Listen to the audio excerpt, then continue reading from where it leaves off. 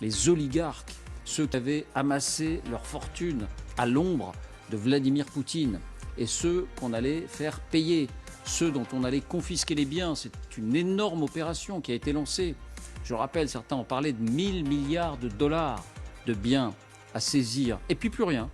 On a oublié les oligarques. Qu'étaient-ils devenus? Qu'étaient devenus leurs yachts de luxe, leurs villas extraordinaires sur la Côte d'Azur? J'en passe et des meilleurs. Eh bien, il est temps de faire le bilan. Et la vérité se dévoile sur ce qu'a donné cette traque. Et on pourrait dire que si c'était un film, la grande traque a un peu laissé la place à la grande illusion. Voici pourquoi et comment. D'abord, les faits. Voici les indispensables avec Justine Fraissinet.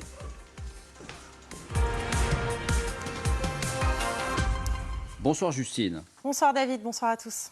Donc, le bilan de cette grande traque, c'était parti très fort, c'était parti très très fort. Oui, regardez ces images, elles datent du 25 février, le lendemain du début de la guerre. Réunion extraordinaire à Paris avec Bruno Le Maire, avec la présidente de la Banque Centrale Européenne et avec des représentants de la Commission européenne.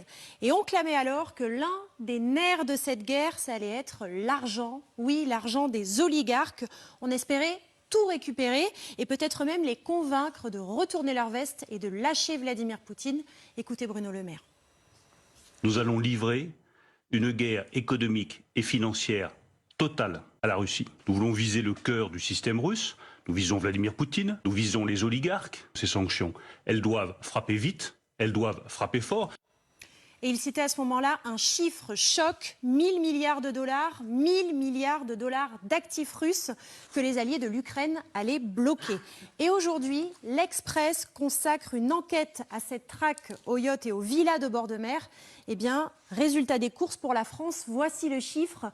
1,3 milliard d'euros de biens ont été gelés en France depuis février. 17 milliards pour l'Europe, 50 milliards pour les Alliés.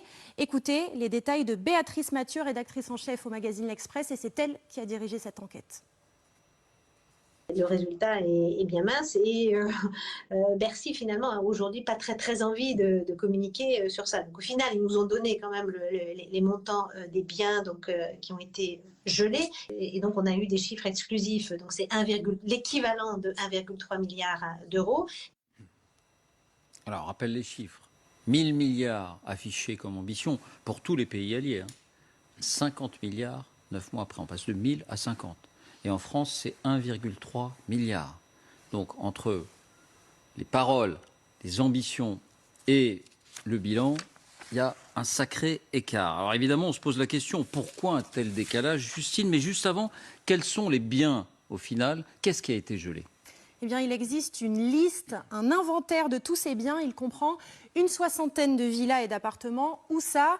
À Paris, à Courchevel, à Antibes, le Lavandou ou encore à Saint-Jean-Cap-Ferrat.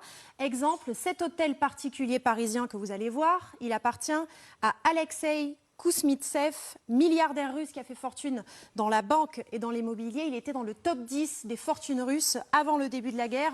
On parle de plus de 2000 mètres carrés en plein cœur de Paris, avec piscine, spa, ascenseur à voiture, le tout avec une vue sur le jardin des Tuileries. Ascenseur à voiture. Exactement, ascenseur à voiture. Mais Kouzmitsev est aussi privé de cette villa que vous allez voir à Saint-Tropez, là encore avec toutes les commodités, vue mer, terrain de tennis, piste d'atterrissage pour ses hélicoptères, valeur estimée à 58 millions d'euros. Dans cette liste, on trouve aussi 6 yachts. Exemple, l'Amorevero qui appartient à Igor Sechin, proche de Vladimir Poutine. 86 mètres de long, 14 mètres de large. Toutes les commodités encore une fois. 4 ponts, piscine transformable en piste d'atterrissage pour hélicoptère. Il est immobilisé depuis quelques mois dans le port de La Ciotat.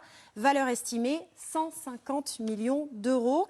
Et puis dans la liste, on trouve aussi 6 hélicoptères, notamment celui de Roman Abramovitch, oligarque russe bien connu. Voilà, donc évidemment ça fait de l'effet quand on dit ça comme ça, l'ascenseur à voiture, j'en passe et des meilleurs, mais on voit que la valeur est finalement très mince, en tout cas par rapport à ce qu'il était possible d'espérer. Alors pourquoi, Justine, la montagne a-t-elle accouché d'une souris? Bien pour 2 raisons principales. La première, c'est le maquis des sociétés écrans. Aucun de ces biens n'appartient à des personnes physiques, mais à des sociétés qui sont créées pour cela.